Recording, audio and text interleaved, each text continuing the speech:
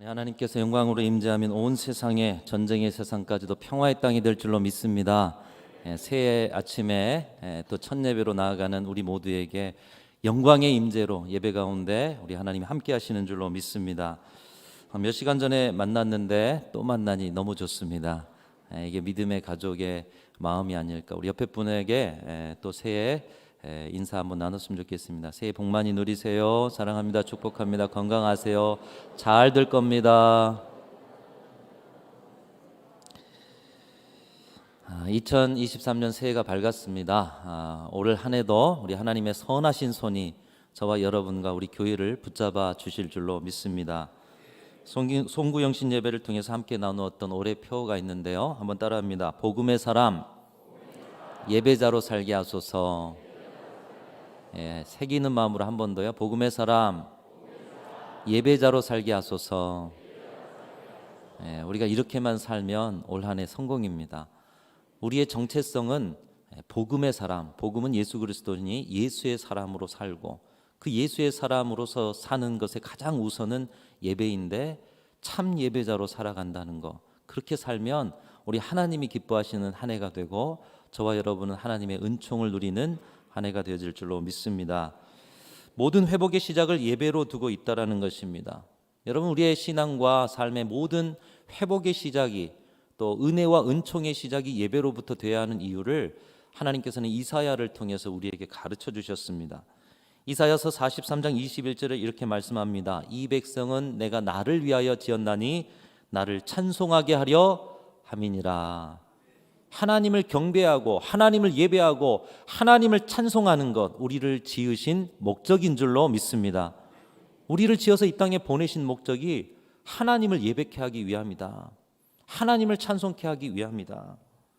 그렇기 때문에 예배는 신앙인이 가장 먼저 배워야 하고 호흡이 닿는 마지막 순간까지 하나님 앞에 드려야 하는 것, 우리 신앙생활의 기초요 또한 전부요.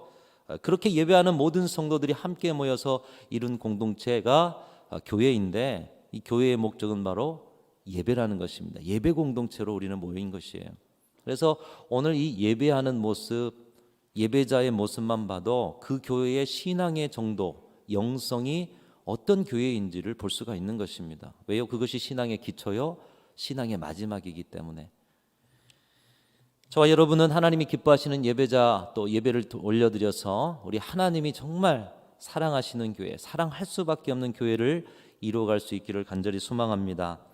우리 신앙에 있어서 이렇게 중요한 예배, 우리 인생에 있어서도 이렇게 중요한 예배를 어떻게 드려야 하나님이 기뻐하실까? 오늘 본문 속에서 하나님께서는 우리에게 말씀해 주고 계십니다. 오늘 본문의 시작은 예수님과 사마리아 우물가의 여인과의 만남, 그리고 그 대화로 시작되고 있는데요. 이 여인이 살았던 지역이 사마리아라는 지역입니다. 이 사마리아는 이스라엘의 북단에 있고요. 특별히 이스라엘 민족이 두 나라로 솔로몬 후에 나누어지죠. 그리고 북이스라엘이 먼저 멸망하게 됩니다. 아시리아라는 나라에 멸망하게 되는데, 이 아시리아의 식민지 통치 정책이 혼혈 정책이었습니다. 그래서 먼 데 있는 사람들을 이스라엘의 이 사마리아 땅으로 부르고요. 또 사마리아 사람들은 또 멀리 이주시키고 해서 혼합 정책, 혼혈 정책을 썼던 것입니다. 그래서 사마리아에 살았던 사람들은 이방인과 혼혈이 될 수밖에 없는 역사적인 그런 상황이 있었습니다. 자신들의 혈통의 순수함을 고귀하게 여겼던 유대인들, 이 혼혈이 된 사마리아인들을 좋게 볼 리가 없었습니다. 그런 이유로 사마리아는 이스라엘에서 차별받고 멸시당하는 사람들의 도시였던 것이죠. 근데 예수님은 유대인이었어요. 또 오늘 만난 여인은 사마리아 여인이었어요. 그러니까 유대인의 시각으로 보면 예수님은 사마리아 여인을 만날 이유가 없는 것입니다. 그런데 그 도시를 피해가지 않으시고 굳이 예수님께서 찾아 들어가셔서 사람들이 드문 정오의 시간에 우물가에 물 깃는 여러 사람들이 있었을 텐데 그 한 여인을 만나신 것이죠. 이 여인은 사람들을 피해 다니는 만큼 말 수도 없었을 법한데 오늘 예수님께서 청하는 대화에는 자신도 모르게 빠져들어가고 있는 것입니다. 예수님께서는 이 여인의 삶의 이슈가 무엇인지 알고 계셨습니다. 저도 그렇고 여러분도 그렇고 인생을 열심히 살지만 각자 삶의 이슈는 다른 것을 볼 수가 있어요. 예수님께서는 이 여인의 삶의 이슈를 아셨어요. 딱 보니까 그것은 그 여인 심령에 목마름이 있었다는 것입니다.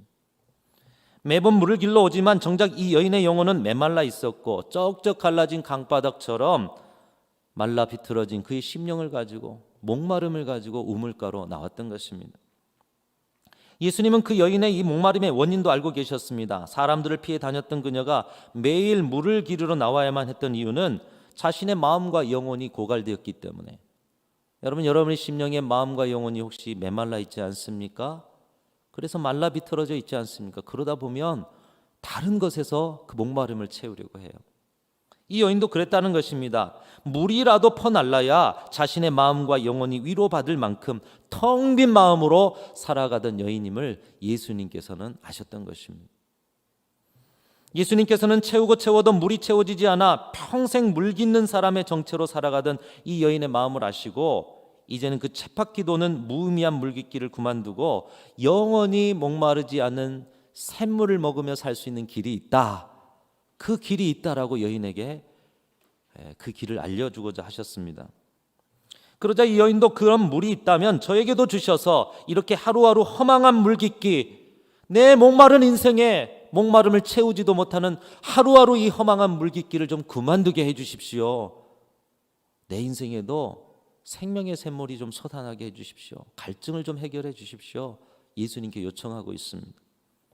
그러자 예수님께서는 이 여인이 지난 인생 속에서 얼마나 자신의 목마름을 해결하려고 애써왔는지 스스로의 인생을 돌아보고 정리하게 하십니다. 인생의 우물가에서 자신의 목마름을 채워질 그 누군가를 만나기 위해서 이 여인은 남편을 열어두고 살았다는 것이죠.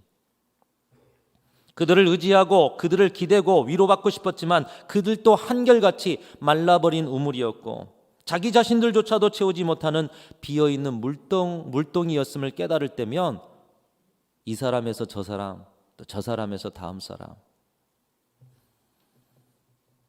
또 다른 누군가를 찾고 있는 자신을 발견하게 된다는 것입니다. 그 절망의 악순환 속에서도 자신의 인생의 목마름을 해결해 줄 사람 찾기를 쉬지 않았던, 평생토록 그런 사람을 찾지 못했던 이 여인의 아픔을 아시고 예수님께서는 그 아픔을 직시하게 하셨습니다. 네가 남편이 없구나. 네가 남편이 없고 지금 있는 자도 내 남편이 아니구나.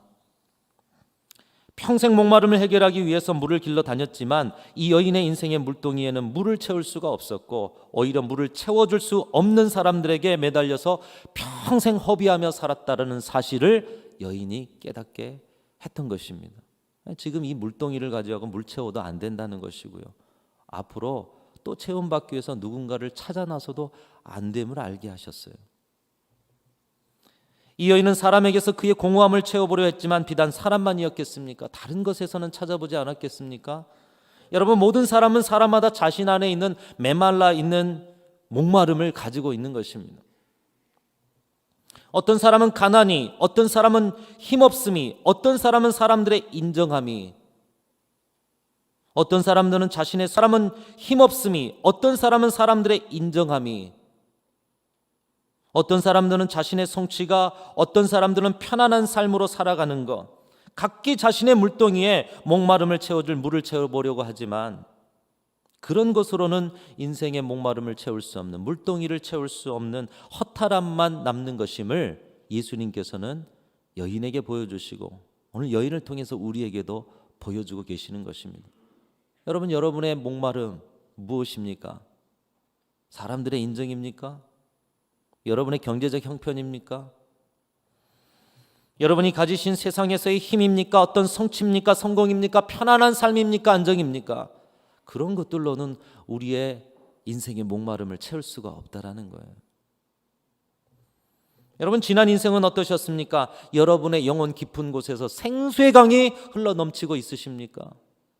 솟아나고 솟아나고 또 솟아나는 생명의 샘물을 여러분의 마음과 영혼에 갖고 계십니까? 교회를 다니고 오랜 신앙을 하면서도 영혼 깊은 곳에 생수의 강이 마르고 샘물이 말라버린 지 오랜 분들은 혹시 없으십니까? 아니, 그것이 무엇인지도 모른 채로 주님의 은혜를 받아서 오늘 또 생수의 강이 흘러넘치는 신앙으로 사는 것이 무엇인지도 모른 채로 혹시 교회 다니고 계시는 분들은 없으십니까? 이 여인이 자신의 인생을 꿰뚫어 보고 계시는 예수님의 말씀을 듣다 보니 남편, 즉 사람으로 채워보고자 하는 인생의 물깃기가 얼마나 허망했던 것인지, 야, 내가 헛살았구나, 헛물켰구나, 평생 내 마음, 내 갈증 채워보려고 사람을 만나봤는데 평생 헛일했구나. 보통은 이 정도면 불쌍한 자신을 치긴히 여기면서 대성통곡하며 자기 감정, 자기 연민에 빠져들 것입니다. 그런데 이상하게 오늘 본문을 보면 이 여인은 더 냉철해져 가고 있어요. 대화가 멈추지 않고 있어요. 인생의 목마름을 해결할 절호의 기회를 놓치지 않고 싶은 강한 의지를 이 여인에게서 볼 수가 있는 것입니다. 자신의 목마름을 해결하고파 지금 있는 감정, 지금 있는 자기 연민에 빠지지 않고 예수님, 그렇다면 진정한 목마름을 해결할 길이 어디 있습니까? 우리는 여기에서 사모함이 무엇인지를 볼 수가 있습니다. 사모함. 우리가 하나님 앞에 기도할 때 가져야 할 사모함, 우리가 오늘 예배를 드리면서 주님 앞에 드려야 할 사모함이 무엇인지를 볼 수가 있습니다. 자기 연민에 빠지는 것이 아니에요. 자기 감정에 휘둘리는 것이 아니에요. 친정 우리 주님께서 내 인생의 목마름을 해결해 줄 것을 기대하며 더 냉철해지는 거예요. 더 열망을 갖는 거예요. 얼마나 갈망했으면 남편이 즉 결혼을 5번이나 하고 그것도 모자라 지금도 또 다른 사람을 만나고 있겠습니까? 그런데 그 사모함의 방향이 사람에서 이제는 예수님으로, 그리고 예수님에서 오늘 본문을 보니 여인의 시선이 예배로 방향이 점점 틀어지고 있는 것을 볼 수가 있습니다. 사모함의 방향이. 사랑하는 성도 여러분, 여러분의 인생의 목마름과 갈증이 있으십니까? 여러분의 인생의 목마름과 갈증은 세상의 그 어떤 것으로도 해결할 수가 없습니다. 잠시 목을 축일 수는 있지만 금세 목말라지는 거.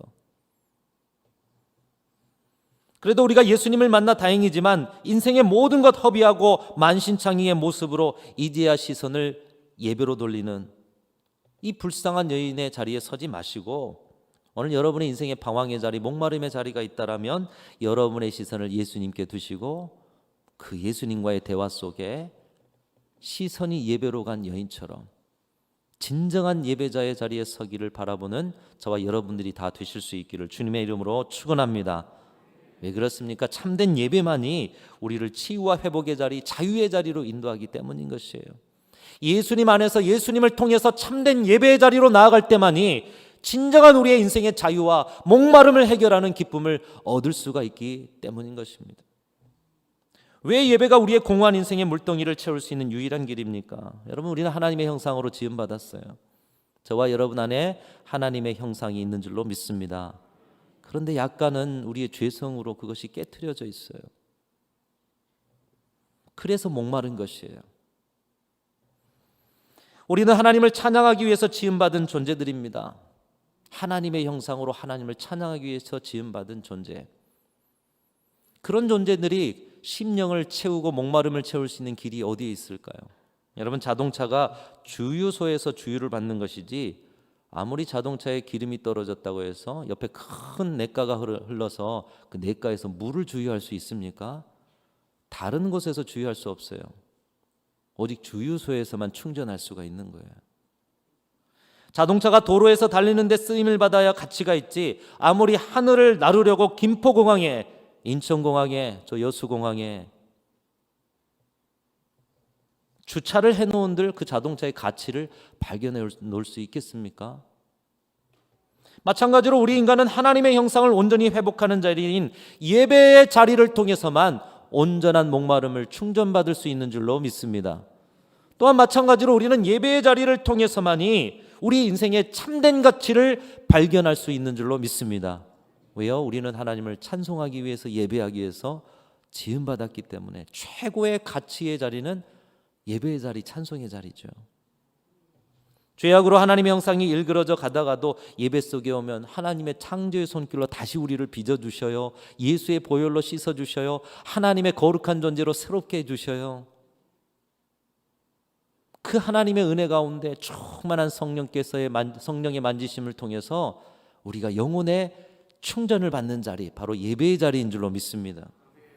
세상의 것을 얻는 것이 목적이 되어 살면서도 목적이 전도된 세상 가운데 부속품이 되어가는 이 시대 가운데 어디 위로받을 길이 없어요. 그런데 예배의 자리 와요. 너는 부속품이 아니야. 너는 내 자녀야. 내게 가장 고귀한 나의 가치야. 그래서 내 독생자 아들까지도 너를 위해서 주어도 아깝지 않아. 여러분, 세상은 우리를 가치 없는 자로 여기지만 예배의 자리에 오면 세상에서 가장 고귀한 자로 인정받기 때문에 저와 여러분의 인생의 가치를 새롭게 발견하는 자리가 바로 예배의 자리인 줄로 믿습니다. 그렇기 때문에 예배가 능력의 자리죠. 회복의 자리죠. 충전의 자리죠. 모든 것에 다시 자유의 날개를 달고 날아갈 수 있는 자리인 것이에요. 사마리아 여인은 예수님을 만남으로 그의 인생이 왜 그렇게 공허했는가, 수도 없는 방황 속에서 살게 되었는가를 깨닫게 됩니다. 그리고 그 깨달음을 얻은 사마리아 여인은 참된 위로를 얻기 위해서 예배를 떠올렸어요. 예배를. 참 성령께서 이 여인을 지혜롭게 하셨죠. 어떻게 예배를 떠올렸는지. 그리고 예수님께 묻습니다. 그러면 어디에서 예배를 드려야 할까요? 그때 예수님이 대답하십니다. 요한복음 4장 21절. 자, 예수님의 대답이 무엇인가? 어디에서 예배를 드려야 할까? 이 사마리아 여인의 편견과 개인의 생각 속에서 그래요, 예수님, 제가 예수님께 집중하고 이제 예배에 집중하는데 그럼 예배를 어디서 드려야 할까요? 이 어디서 드리는 문제가 참 그들에겐 중요했어요. 근데 예수님은 다른 이야기를 하고 계십니다. 자, 21절 같이 읽습니다. 시작. 예수께서 이르시되 이 산에서도 말고 예루살렘에서도 말고 너희가 아버지께 예배할 때가 이르리라. 자, 여기에 보면은 장소와 시간에 대한 이야기가 나옵니다. 이 산에서도 말고 예루살렘에서도 말고 장소의 이야기고요. 때가 이르리라. 때의 이야기도 나오고 있어요. 예배드릴 장소가 얼마나 중요합니까? 또 시간이 얼마나 중요합니까? 여러분, 그 집에서 온라인 예배 한 번 정도는 드려 보셨을 거예요. 온라인 예배를 드리려고 핸드폰을 탁 펼칩니다. 마음과 정성을 물론 다 쏟아서 예배하실 수 있지만 오늘 이 함께 모여서 드리는 예배만큼 하실지는 잘 모르겠어요. 저는 목사임에도 그게 잘 안 되더라고요. 휴가 때 우리 교회 예배 함께 드려보려고 핸드폰을 켜고 예배를 드리는데 잘 안 되더라고요. 정성을 쏟아도 50%나 될까 모르겠어요. 집에서 앉아 교회에서 하는 것처럼 정자세로 시작했어도 5분이 못 돼서 자세가 흐트러지기 시작하는 것이 우리 온라인 예배의 현실 아니겠어요? 또 밖에서 누가 부르기라도 하면 금세 예배가 중단될 것입니다. 이처럼 구별된 예배의 장소는 참으로 중요합니다. 우리는 이 장소를 예배당이라고 부릅니다. 예배당. 여러분의 가정에 또 이런 자리가 구별된 자리가 있으면 또 좋겠죠. 예배당. 이름 그대로 예배를 드리는 곳입니다. 장소가 중요하다라는 의미예요. 구별된 장소가 있어야 한다는 의미죠. 또 시간도 마찬가지입니다. 시간도 참 중요합니다. 우리가 지금 11시 예배에 나오셨는데요. 11시 예배 나오시려면 11시 1분 전에 나오십니까? 아니잖아요. 한참 전부터 준비하고 따듬고 화장하고 헌금도 준비하고 주보도 미리 가져가신 분들은 찾아보고 하나님 앞에 드릴 모든 것을 갖춰야 하기 때문에 시간이 참 중요하죠. 시간이 우리를 준비시킵니다. 그렇기 때문에 정해진 시간도 참 중요합니다. 그런데 예수님은 우리에게 말씀하십니다. 예수께서 이르시되 여자여 내 말을 믿으라. 이 산에서도 말고 예루살렘에서도 말고 너희가 아버지께 예배할 때가 이르리라. 시간도 중요하고 장소도 중요하지만 예배를 드릴 때 가장 중요한 것은 예배 드리는 사람, 너희가 아버지께 예배할 때가 온다. 너희는 지금 너희 자신보다 어디에서 예배드리냐, 또 언제 예배드리냐, 오늘 본문의 배경에서 말씀입니다. 이 북이스라엘은 남쪽인 예루살렘으로 가서 성전이 있는 곳에 예배를 드려야 한다는 부담이 있었어요. 그래서 어디서 드리느냐가 참 부담스러운데 그걸 예수님께 물어본 거죠. 그런데 예수님은 시간도 장소도 아니요, 바로 너희가 예배드릴 때 가장 중요한 것은 예배드리는 사람이라고 말씀하고 있습니다. 그 사람이 어떤 마음으로 하나님께 예배를 드리고 있는가, 바로 이것이 예배를 드릴 때 결정적으로 중요한 요소라는 것입니다. 오늘 예배드리는 가장 중요한 요소는 여러분입니다. 여러분. 오늘 이 환경도 참 좋아야 되겠지만요, 여러분이에요.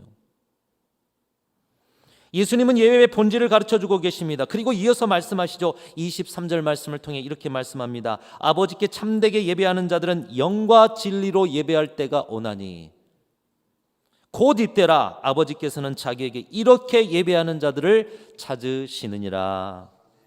하나님께 예배할 때마다 하시는 일이 있으신데, 하나님은 예배 중에 참되게 예배하는 자들을 어떻게 하신다고요? 찾고 계신데요. 여러분, 이 말씀을 깊이 새기시기 바랍니다. 영과 진리의 마음으로 하나님 아버지 한 분을 참되게 예배하는 자들을 찾고 계신답니다. 아니, 예배 드리고 있는데 찾고 있다라는 말이 무슨 말일까? 그냥 예배 드리는 우리 모두를 다 찾으시는 게 아니에요. 오늘 우리가 이 자리에서 예배를 드리고 있지만 우리가 예배의 자리에 앉아 있다고 해서 우리 모두를 찾으시는 것이 아니라는 것이에요. 하나님은 예배하는 저와 여러분들 가운데서도 하나님의 보시기에 참되게 예배하는 사람들을 찾고 계시다는 것입니다. 다시 말하면 우리 가운데도 참되게 예배하고 있지 못하는 사람도 있을 수 있다라는 것이에요. 그러니 누가 참되게 예배하고 있지? 찾아야 된다는 거예요. 찾아야 된다. 예배하는 사람은 많은데 참되게 예배하는 사람들은 찾아봐야 한다는 거예요. 참되게 예배하는 자, 그 마음속에 하나님을 하나님으로 인정하는 사람, 진정한 예배자를 찾고 계신다는 것입니다. 하나님이 멀리서 앉아가지고 가만 보고 관람자가 돼서 보시는 게 아니고요, 우리들 사이사이를 돌아다니면서 휘젓고 쏟아놓고 골라가면서 참되게 예배하는 자들을 찾으신다는 거예요. 여러분, 하나님이 그 한 사람 찾으실 때 저와 여러분은 하나님이 찾으시는 참된 예배자가 될 수 있을까요? 내 마음을 흡족하게 하는 예배자가 어디에 있을까? 내가 하나님 것을 인정하고 간절한 사모함으로 자신의 모든 것을 드려 희생하는 예배자가 어디 있나? 애타게 진정한 예배자를 찾고 계신데요. 사랑하는 성도 여러분, 우리 교회 모든 성도들은 하나님이 찾으시는 참된 예배자들이 다 되실 수 있기를 주님의 이름으로 축원합니다. 순천 종안교회 가봤더니 찾을 필요가 없어. 모두가 참된 예배자야. 나 순천 종안교회 예배 받기 너무 좋아. 우리 하나님의 그런 음성이 들릴 수 있기를 간절히 소망합니다. 예배를 드렸는데 하나님이 찾으시는 그 한 사람이 아니라면 오늘 우리가 드리는 예배가 무슨 소용이 있겠어요? 하나님이 찾아야, 우리 사이를 다니시면서 자꾸 찾아야 참된 예배자가 있다면 우리 순천중앙교회가 드리는 예배가 과연 어떠한 예배겠습니까? 여러분, 그러면 어떻게 예배를 드려야 참되게 드려지는 예배가 될까? 이미 다 알고 있는 것이지만 두 가지로 정리해 보겠습니다. 참되게 드려지는 예배는 첫 번째로 영과 진리로 드려지는 예배입니다. 영, 하나님의 성령의 충만함 속에, 성령의 만지심과 성령의 운행 속에. 여러분, 오늘 예배도 성령께서 우리의 마음을 만지시고 우리를 도우시고 또 우리의 심령 가운데 깨닫게 하시며 또 오늘 성령의 은혜로 여러분의 삶에 많은 능력을 부어주고 계시는 줄로 믿습니다. 그 마음으로 바라보며 예배하셔야 돼요. 성령님, 내 마음을 주장해 주옵소서. 영과 진리, 또한 성령의 은혜를 사모한다면 여러분의 영, 내 영혼아 여호와를 찬송하라. 여러분의 영을 깨우셔야 돼요.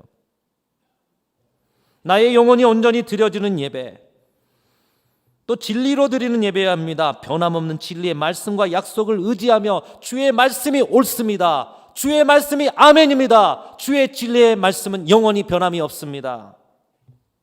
그것을 인정하며 고백하며 드리는 예배, 영과 진리가 주장하는 예배.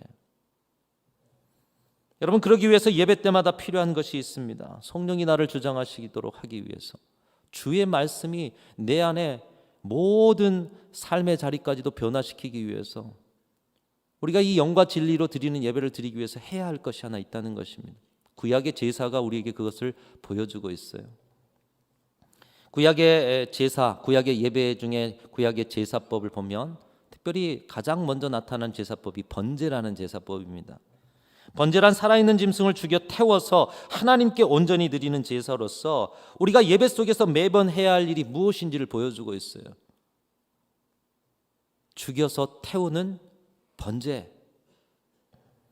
왜 예배 때마다 늘 참회의 기도를 드리고 있는 것일까요? 지난주도 드렸고요. 아까 몇 시간 전에 송구영신 예배 때도 드렸고요. 근데 오늘 또 이 시간에 참회 기도를 또 드리고 있어요.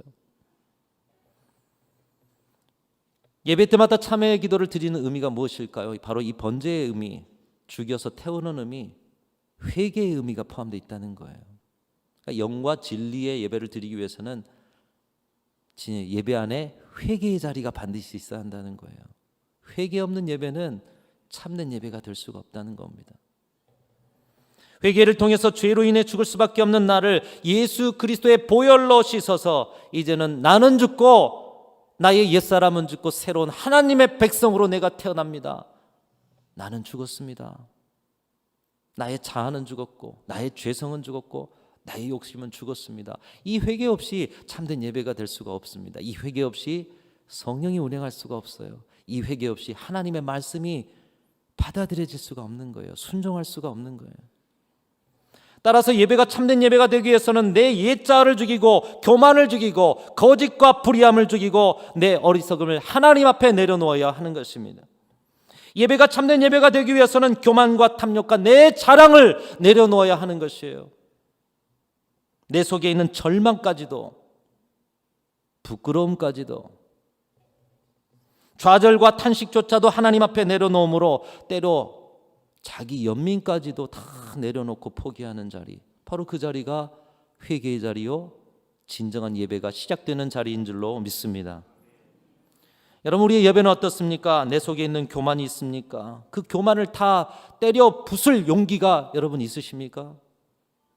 내 속에 탐욕이 있습니까? 그것을 제단 앞에 내려놓을 준비가 되어 있으십니까?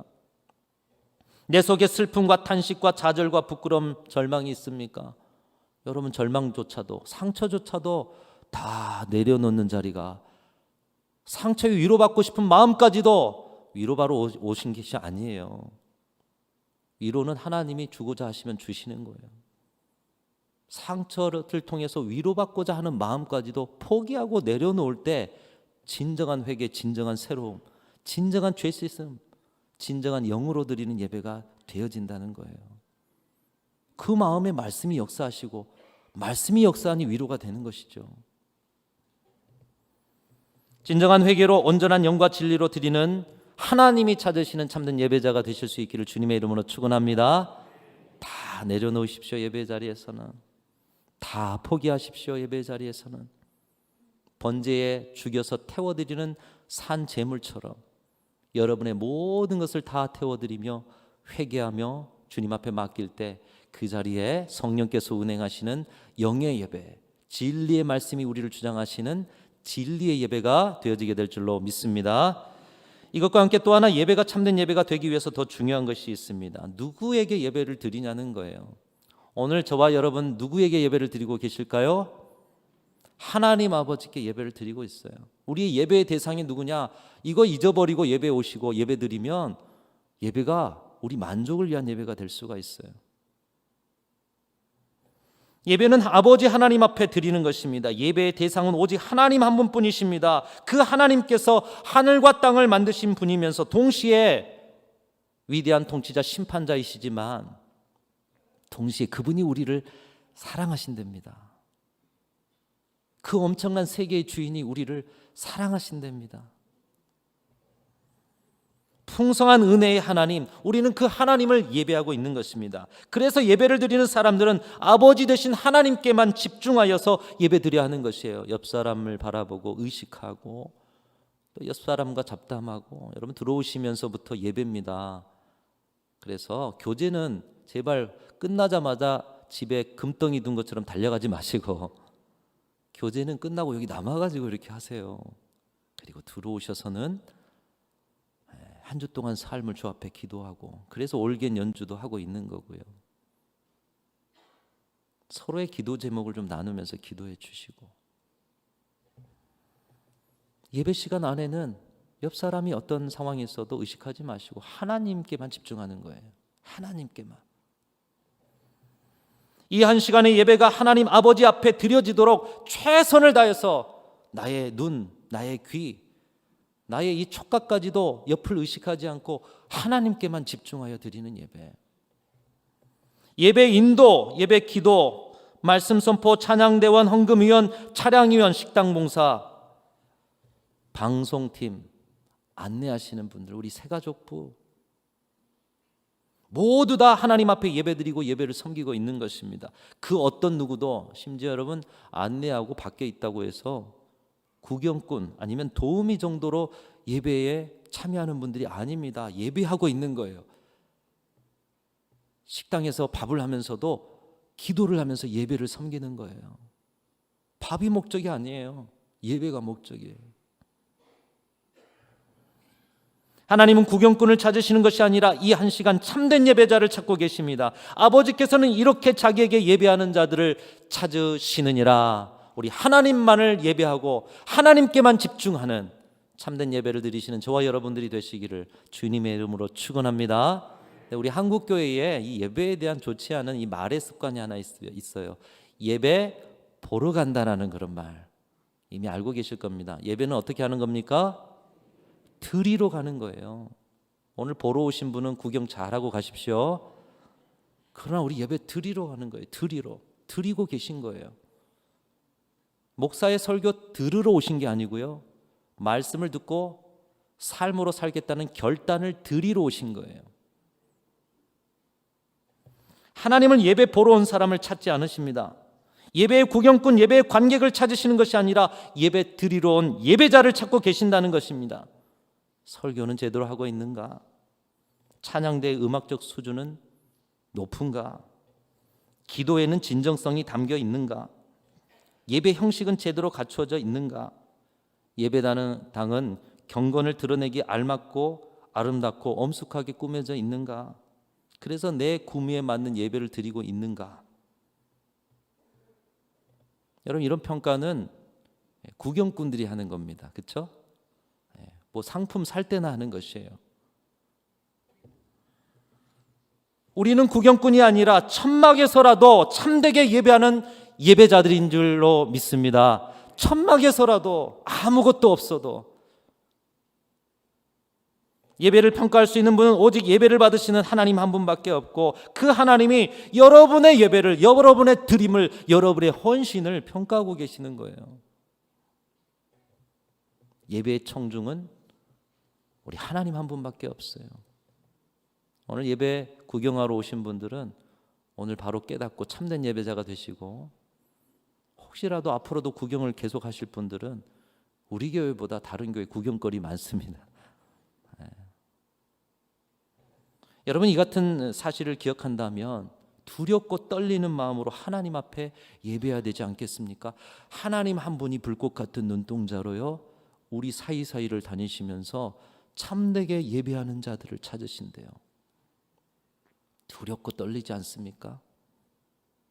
그저 일주일에 한 번, 아니면 또 여러 직분을 맡고 교회에 충성하고 교회 사랑하는 마음으로 새벽 기도, 수요 예배 다니는데 하나님이 불꽃 같은 눈동장으로 찾으시는 참된 예배자인가? 두렵지 않습니까? 떨리지 않습니까? 영과 진리로 드려진 참된 예배자들이 모인 예배 공동체, 우리 순천중앙교회가 하나님 앞에 그런 인정받는 예배 공동체가 될 줄로 믿습니다. 이미 그런 예배를 드리고 있는 줄로 믿습니다. 우리가 드린 예배가 이런 예배가 되기를 간절히 소망합니다. 그래서 하나님이 우리 예배를 보시고 내가 순천중앙교회처럼 이렇게 예배하는 자들을 찾고 있다, 내가 순천중앙교회 가면은 찾을 필요가 없다, 모두가 참된 예배자들이니 그 인정을 받고 살아가면서 참된 예배자들에게 주시는 하나님의 은총을 누리는 2023년 한 해가 되실 수 있기를 주님의 이름으로 축원합니다.